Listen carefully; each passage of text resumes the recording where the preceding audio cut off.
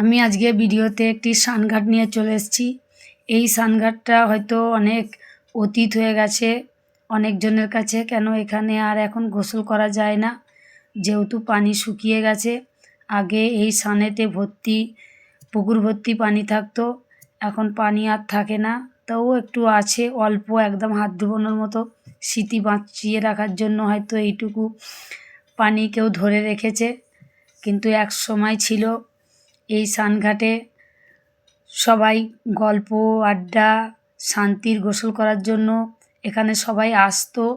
এখন শান্তির গোসল আর করা হয় না, কিন্তু এই যে আমার ছেলে যেই স্নানের রকটায় বসে আছে, এখানে কিন্তু এখনও ছেলেরা সব গল্প জমায়।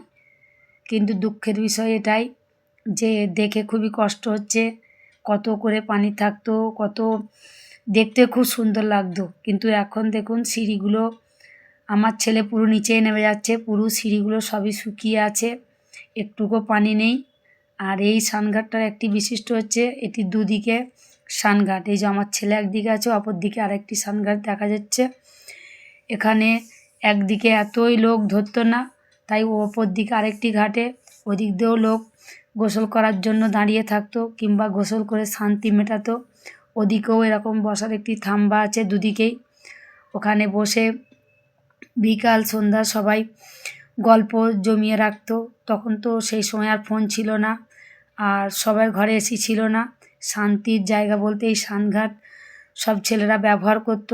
এখন বসে থাকে, এখন সবাই ফোন নিয়ে বসে থাকে, কিন্তু তখন শুধুমাত্র এই পুকুরের যে একটা আবহাওয়া ঠান্ডা, এইগুলো নেবার জন্য এখানে আসতো।